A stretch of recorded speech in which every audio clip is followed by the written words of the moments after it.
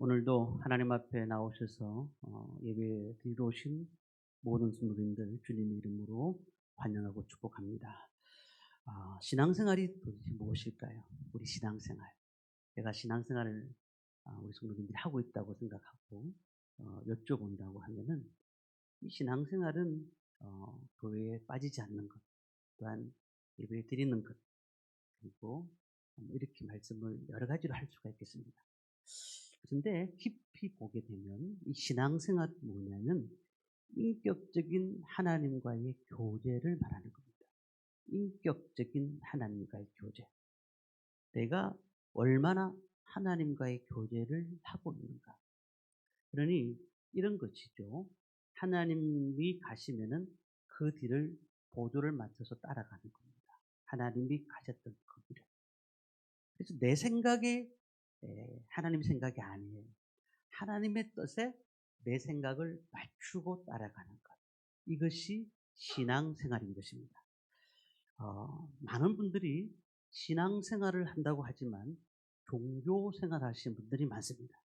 종교생활은 자신이 필요해서 하나님을 따라가는 겁니다. 그리고 하나님을 모시고 오는 것입니다. 우리가 이제 부부가 있습니다. 우리 교회에서도 함께 그 신앙생활 하시는 분들이 계시는데요. 부부도 마찬가지 같아요. 같은 집에 살고는 있지만은 어떤 부부는 통하지가 않습니다. 말을 해도 이해를 못하고 통하지가 않습니다. 소통이 안 되면은 그 관계를 유지할 수가 없는 거예요. 자, 마음에 있는 생각을 함께 나누고 함께 같이 공유하고 그리고 그 사람을 충분히 이해해 나갈 때에 그 마음들이 친밀감을 느끼게 되고 그럼으로써 편해지는 것이죠. 근데 옛날에 우리 부모님들 세대의 부부가 어땠습니까? 일방통이죠. 일방통. 그냥 이렇게 해라, 저렇게 해라. 그냥 그것이 결국은 답으로 생각해서 그렇게 살아왔던 우리 부모 세대들도 그렇습니다. 자, 문제는요, 상대방의 마음을 읽지 못하면 이것이 함께 친밀감을 느낄 수가 없는 거예요. 신앙생활 마찬가지입니다. 하나님과 교통하지 못하면은 하나님의 뜻이 무엇인가? 하나님이 나에게 무엇을 원하시는가? 이것을 알지 못하면 그저 열심히 혼자서 신앙생활 하는 것과 다르지 않습니다. 하나님의 관계는 늘 주님은 우리에게 사랑이라고 말씀하셨고 그 사랑을 통해서 우리에게 나오셨습니다. 자, 성경에는 우리가 들고 다니는 성경, 읽는 성경은 하나님의 뜻이 잘 나와져 있어요. 나의 뜻은 어디에 있다? 성경에 있다는 거죠. 일반 뭐 절이라든지 다른 종교에서는 그렇게 말을 하지 않지만은 자기의 뜻을 성경에다가 나타내신 분은 하나님밖에 없습니다. 자기의 뜻을 그 신의 뜻을 나타내셨다는 거죠. 근데 우리는 그 말씀을 잘 배워야 됩니다. 그 말씀을 배우다 보면 어떤 마음이 들까요? 그분과 더욱더 깊은 교제를 하고 싶은 거예요. 그리고 남은 생애를 그분과 함께 살아가고 싶은 거예요. 우리가 성경에 대한 말씀을 깊이 알게 되면 하나님과 걸어가는 것이 그렇게 즐거울 수가 없어요. 하나님과 함께 가는 것이 그렇게 은혜스러울 수가 없다는 겁니다. 하나님이 우리의 마음과 생각을 깊이 나중에는 알게 되시고요. 우리가 필요한 것이 무엇인지를 다 채워주신다는 겁니다. 문제는 교제하며 살아야 됩니다. 자, 오늘 우리가 복음서를 봅니다. 복음서를 보는데 예수님께서 제자들을 계속 데리고 다니셨습니다. 데리고 다니시면서 어떨 때는 직접적으로 제자들에게 이렇게 해라, 저렇게 하지 말라 말씀하신 적도 있지만 대부분 제자들을 데리고 다니시면서 하신 방법이 뭐냐면 간접적으로 가르쳤습니다. 어떤 병을 고쳐주시고 난 다음에 그 병을 고치고 난 다음에 내 믿음대로 될지어다. 이렇게 말씀하시면서 제자들이 그 부분들을 알기를 원하셨던 겁니다. 우리가 생각할 때 그렇습니다. 부모님들이 아이들을 가르칠 때 어떻게 가르치실까요? 네. 이건 하면 안 돼, 이거 해야 돼, 라고 가르치는 경우가 많습니다. 그런데 그렇게 가르치는 경우는 대부분 아이들이 잘 안 듣습니다. 어떻게 부모님들이 가르쳐야 될까요? 자기 삶을 나타내야 됩니다. 자기 삶을 드리는 겁니다. 그래 아이들이 봤을 때 '아 우리 부모가 저렇게 살았구나. 우리 부모님이 저렇게 살았으니까 저 말에 굉장히 감동을 받는 겁니다.' 그러니 가정 교육은 가르친다고 해서 "이렇게 살아야 돼."라고 말하는 것이 아니고 본인이 그렇게 살아야 되는 거죠. 본인이 그렇게 살면은 그 삶이 그 가운데 함께 가는 것입니다. 근데 이제 부모님이 자녀를 가리키는 방법 중에 한 가지가 뭐냐면은 어 부모님이 또 자기 아버지, 어머니가 계시잖아요. 그 조부모님한테 잘해야 되는 것이죠. 그들이 볼 때는 할아버지, 할머니, 외할머니, 외할아버지한테 잘해야 됩니다. 보면은 '아 이렇게 나도 해야 되겠구나.'라고 섬김이 나타나는 겁니다. 오늘 그래서 예수님께서는 가르쳐 주셨던 방법 중에 설교를 통해서 가르쳐 주신 것도 있지만은 가장 깊이 있게 가르쳐 주신 것은 간접적으로 가르쳐 주셨다는 겁니다. 지난주에 이어서 예수님께서 사마리아 여인에게 추가성 여인에게 복음을 전하셨습니다. 그 복음을 전하신 내용을 보면은 지금 제자들이 배고파서 동네에 가서 많은 음식을 구하러 갔을 때에 이 여인이 있던 그 우물가에 있던 그 여인 앞에 오셔 가지고 그리고는 그에게 복음을 전하신 겁니다. 자, 그런데 이 복음을 전하신 것이 왜 복음을 전하셨을까요? 물론 그 여인에게 복음을 전하는 것이 핵심이죠. 그리고 또한 오늘 뒤에 보면은 제자들이 예수님께 그 내용을 보았습니다. 그리고는 예수님은 그 복음의 내용을 제자들에게 간접적으로 가르쳐 주신 것을 알 수가 있습니다.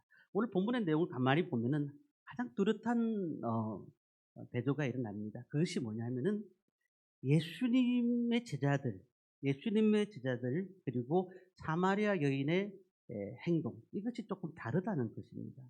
자, 예수님의 제자들은 예수님을 따라다녔습니다. 물론 많이 따라다니진 않았습니다. 그러나 아직까지 주님의 마음을 이해하지 못했어요.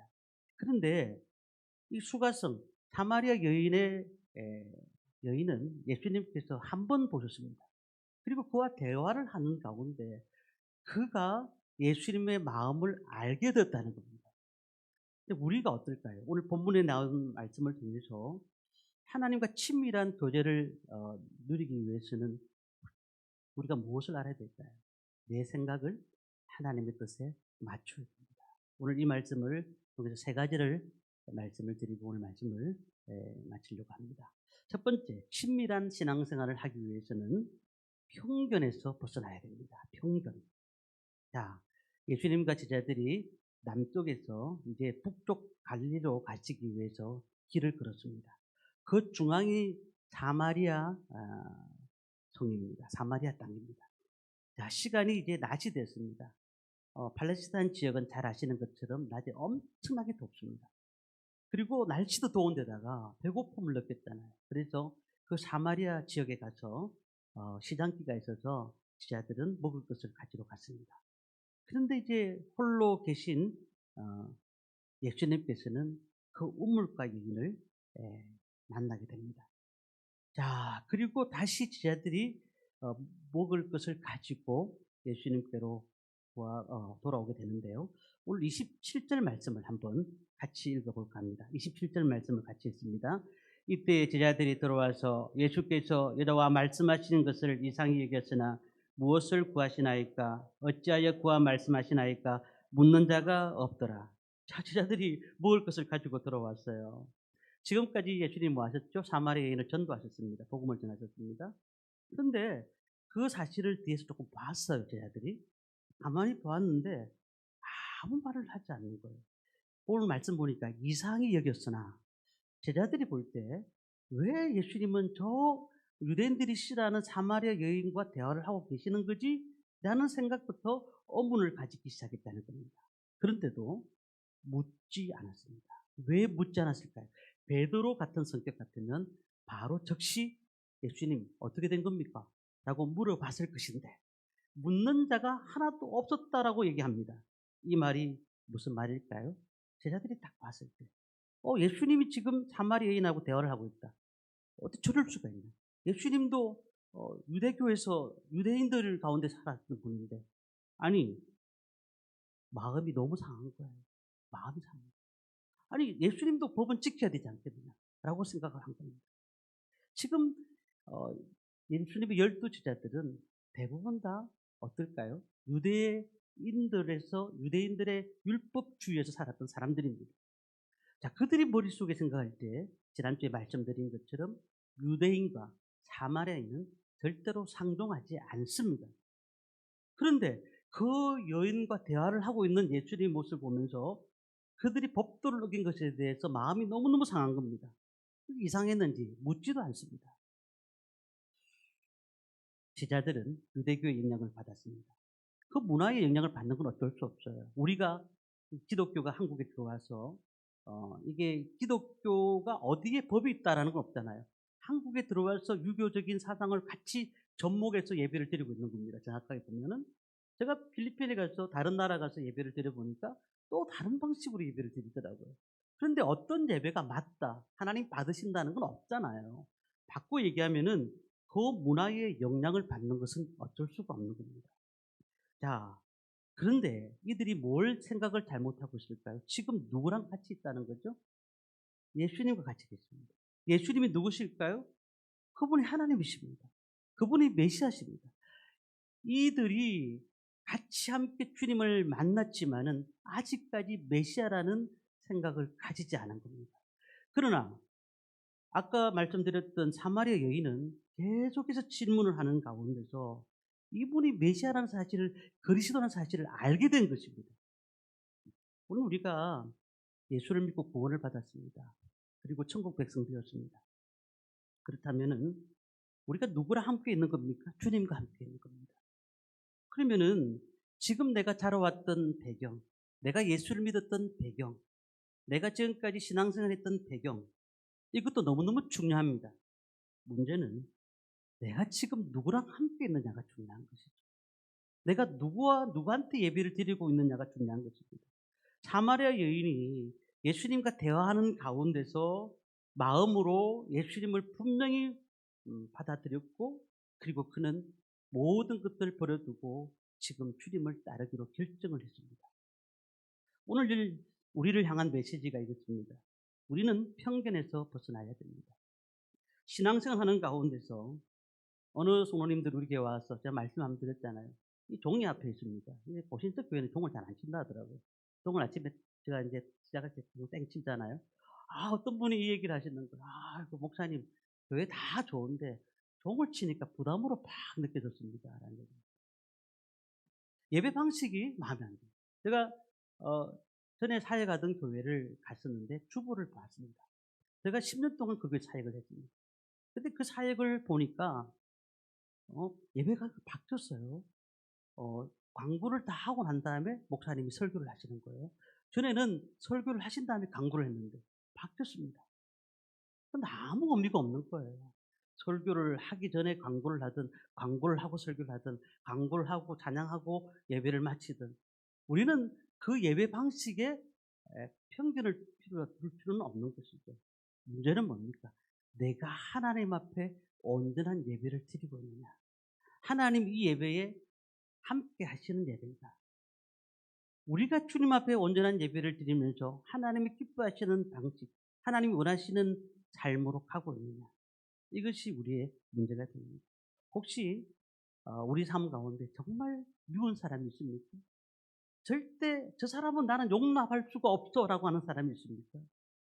그 사람이 혹시 마음에 안 드는 이유가 내 편견 때문에 그 사람이 싫은 건 아닙니까? 만약에 그렇다고 하면은 우리는 하나님 앞에 온전하지 못한 겁니다. 우리는 하나님이 이렇게 용서하라고 말씀하셨다고 하면 우리는 용서를 하고 예배 자리에 서 있어야 되는 겁니다. 그리고 하나님의 뜻이 무엇인지 고민해야 되고 그 고민을 통해서 하나님께 나가야 됩니다. 주위의 사람들이 저렇게 하니까 우리도 저렇게 따라갑시다. 아니에요. 우리는 하나님 앞에 있어야 됩니다. 내가 이러한 행동이 하나님 보시기에 아름다운 행동인가 아름답지 못한 행동인가를 생각해 봐야 된다는 겁니다. 하나님 어떤 분일까요? 온 인류를 사랑하시는 분입니다. 유대인뿐만 아니라 사마리아 여인조차도 사랑하셨고요. 그리고 모든 사람들을 구원하실 분입니다. 자, 그런데요. 성경에 보면은 요한복음 3장 우리가 읽었던 말씀 가운데 니고데모가 있습니다. 근데 니고데모는 예수님을 찾아갔습니다. 4장에 보면 수가성의 여인은 예수님이 수가성 여인을 찾아갔습니다. 자, 이게 보면 이 사마리아 여인을 예수님이 직접 찾아가셨습니다. 왜 그럴까요? 간접적인 교훈을 하시기 위해서입니다. 왜요? 그 마음을 열어주고 그리고 그 가운데서 하나님의 어떠한 음성을 듣기를 원했던 것입니다. 우리가 하나님과 정말 친밀하기를 원하십니까? 그러면 마음을 넓히셔야 됩니다. 인간의 이기심이 가득 차게 되면 아무 일도 감당할 수가 없어요. 사람과 사람 사이에 당을 짓고 모든 것을 구별하고 지역색을 넘어가는 그런 삶을 살아야 됩니다. 우리 부모님 시대는 어떻습니까? 남자와 여자가 정말 차별되는 삶을 살았습니다. 유교 문화 속에서 살다 보니까 남자는 높고 여자는 안 높다, 미치다 이렇게 생각해요. 같이 식사를 하는 경우가 없었잖아요. 다 부엌에서 식사를 하고 남자들 앞에서 밥을 먹고 그래서 사역을 하고 있습니다. 사역을 하고 있는데 옛날에 목사님들이 사역을 하실 때는 목사님이 거의 대부분 중심이 되었죠. 물론 말씀을 전하는 사람은 목사니까. 그리고 사모님들이 하시는 일은 뭘까요? 옆에서 뒷바라지 하는 겁니다. 도와주고 밀어주고. 그런데 저는 이 사역을 15년 동안 사역하면서 한 가지 확실한 것이 있습니다. 우리 사모 없이는 사역을 할 수가 없다는 겁니다. 저는 이 사역의 50% 이상은 사모가 한다고 생각합니다. 그러니까 우리는 함께 하는 거죠. 함께 같이 사역을 하는 겁니다. 물론 목사는 목회적인 마인드 가운데서 말씀을 전하는 사역을 하고 있는 겁니다. 그러나 그 외적인 사역은 또 사모님이 하는 겁니다.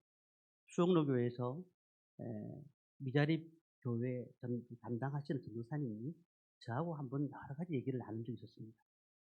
이 수영로교회에서 미자립 교회에 편지가 오면 찾아갑니다.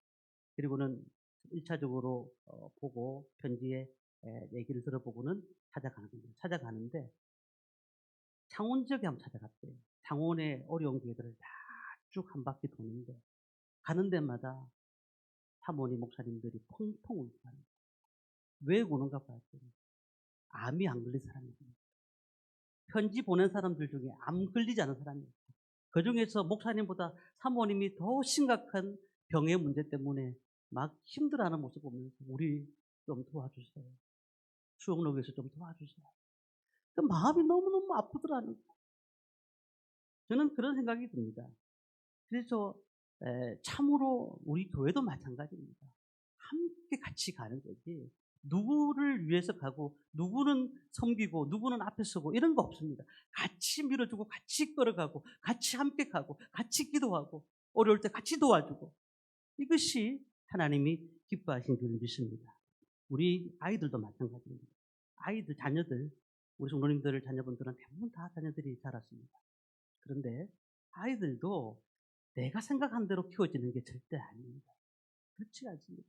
내 소유가 아닌 것입니다. 하나님께서 이 땅의 기업으로 우리에게 맡기신 겁니다. 그러니까 결국 자녀들도 하나님의 소유라는 겁니다. 그러면 이렇게 해야 됩니다. 혹시 잘 자라는 아이들이 있다고 하면 만약에 부모가 잘못한 거 있으면 부모한테 아빠 나 잘못했다. 엄마가 잘못했다. 인정을 해야 됩니다. 인정이 되지 않으면 평생 부모님은 아무 생각하지 않지만 아이들은 생각하는 거예요. 인정. 왜냐하면 우리는 편견 가운데 너희들은 나한테 시키는 대로 해야 돼 라는 생각은 벌써 지나간 지가 오래됩니다.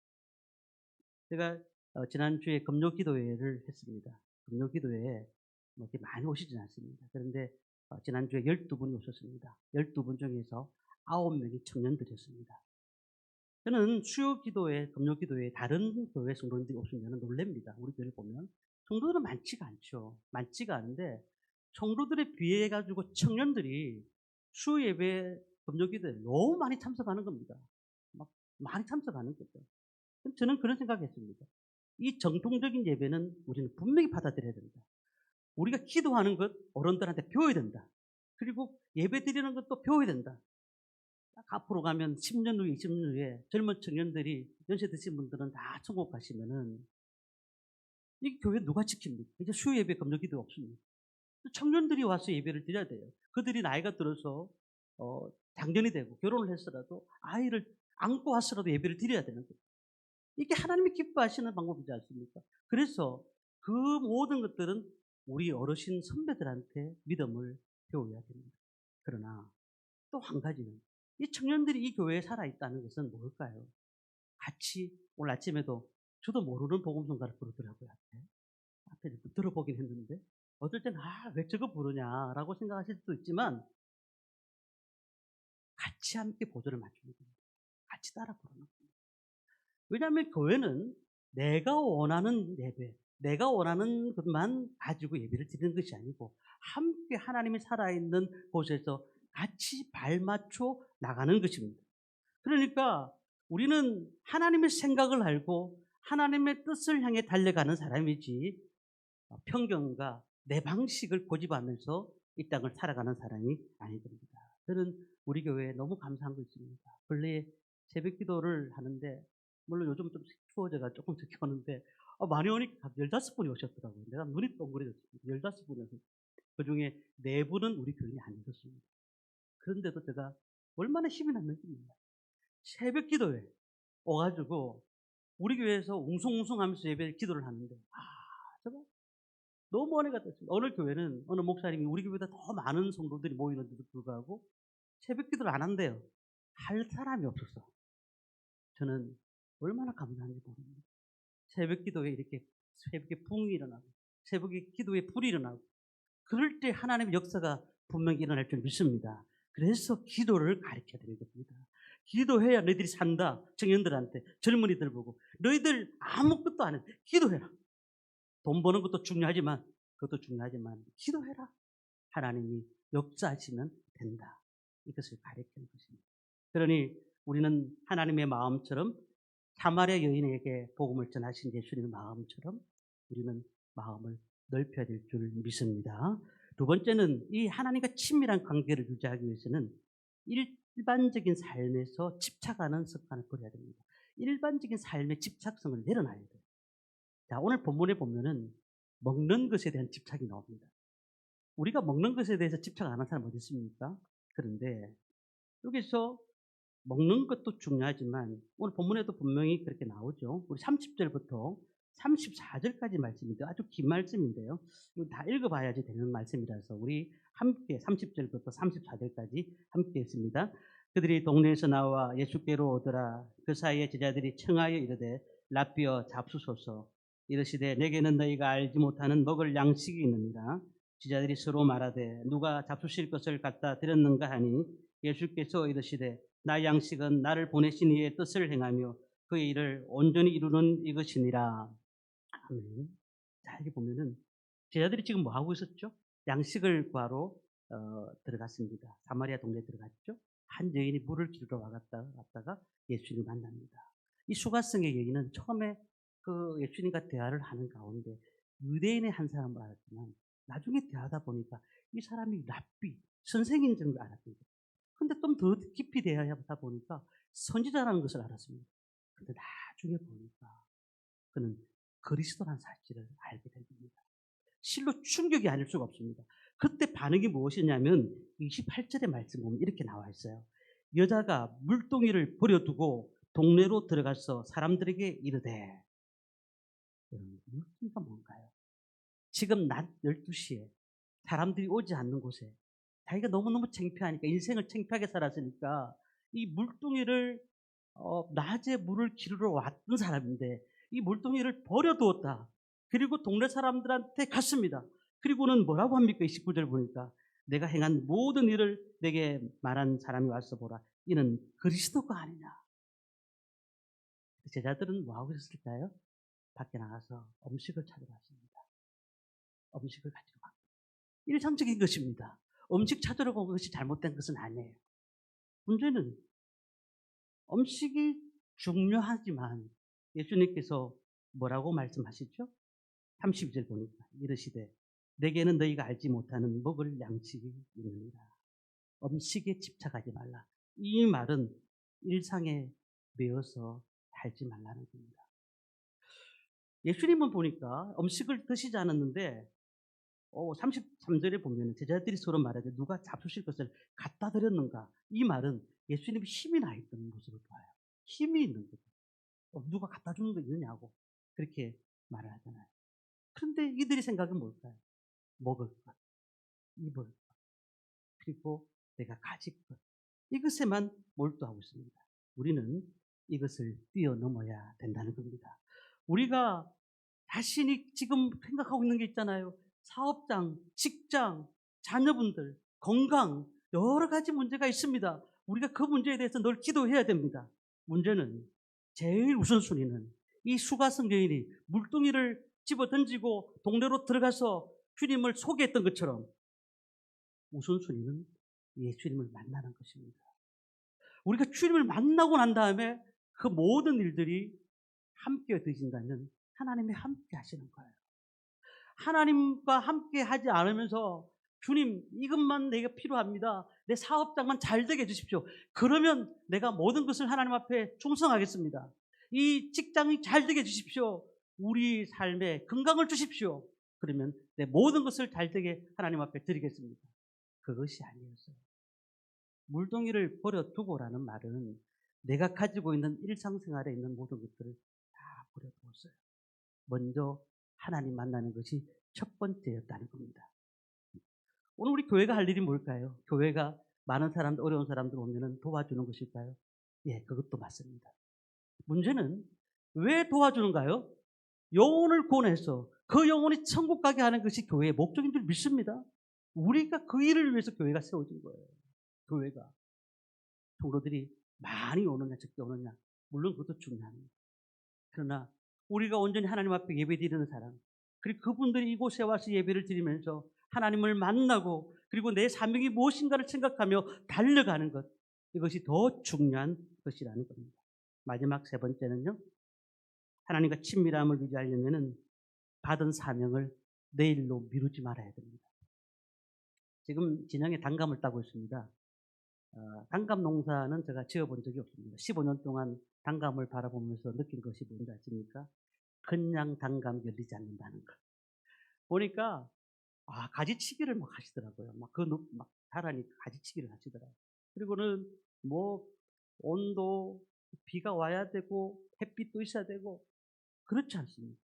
자, 오늘 35절에 보면 그런데 이렇게 말씀합니다. 마지막으로 한번 읽겠습니다. 같이 읽습니다.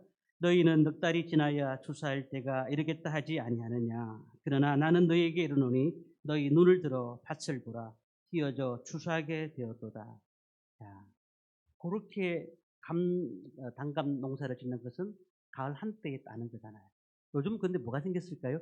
비닐하우스가 생겼습니다. 물론 그 종목에 따라 다르지만은 비닐하우스에 사계절의 열매를 다 따먹을 수 있는 길이 생겼던 겁니다. 비닐하우스 자체의 온도를 높여주고 낮춰주고 하면서 1년 내내 열매를 따먹을 수가 있습니다. 자, 이 말씀 보십시오.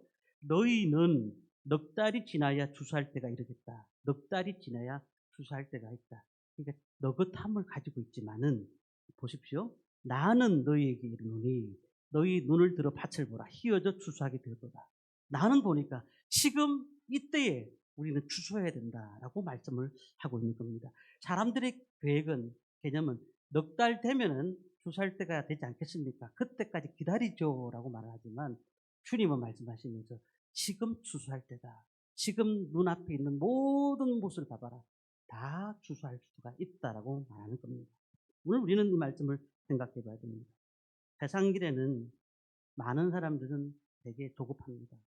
그냥 어떻게 하면 재산을 모을 것인가, 어떻게 하면 많은 것들을 얻을 수 있을까를 생각합니다. 그런데 신앙생활은 되게 너긋합니다. 내가 조금 늦게 신앙생활을 되지 조금 하고 난 다음에 좀 내가 어느 정도 준비하고 난 다음에 나중에 보면 신앙생활 하지 못할 때가 있어요. 아프면 모릅니다. 지금 이 시간에 하나님 앞에 더 가까이 가야 되고, 지금 이 시간에 주님께서 그 사마리아 여인을 고쳐주셨고 그 영혼에게 놀라운 하나님 은혜를 주신 것처럼 우리는 지금 이 시간에 하나님 앞에 더 온전히 순종해야 되고 온전히 하나님 앞에 나가야 된다는 겁니다. 먹을 것을 구하는 사람들의 마음속에는 먹을 밖에 생각이 안 납니다. 그렇잖아요? 그러나 오늘 우리는 하나님의 나라를 위해서 쓰임받는 우리가 무엇을 위해서 살지는 분명히 알고 있으면서도 불구하고 힘들어서 신앙생활이 안 되는 겁니다. 마태복음 4장 19절에 이렇게 말씀합니다. 나를 따라오라. 내가 너희를 사람을 낚는 어부가 되게 하리라 하시니 예수님께서 제 아들을 불러놓고 너는 그냥 물고기를 잡는 어부지만 나를 따라오라. 나는 사람을 낚는 어부가 되라. 이렇게 딱 말씀하셨습니다. 오늘 우리는 부흥의 때라고 생각하십시오. 지금 이 어려울 때가 가장 사람들이 전도하기 힘들 때가 하나님께서는 힘들 때에 기회라는 생각을 가지시고 다시 한 번 더 주님의 일들을 감당하시기를 바랍니다. 내 힘으로 불가능하지만은 그분이 그때를 주관하시고 우리에게 그때를 말씀하십니다. 이제 우리는 봅니다. 아직까지 조금 더 물리가 됩니다. 아직까지 추수 때가 안 되었습니다. 라고 얘기하지 마시고요. 이제 미루면 안 됩니다. 사탄의 가장 뛰어난 계략 중에 한 가지가 뭐죠? 미루는 것입니다. 오늘은 성경 읽는 것도 그렇고요. 예배를 드리는 것도 그렇고요.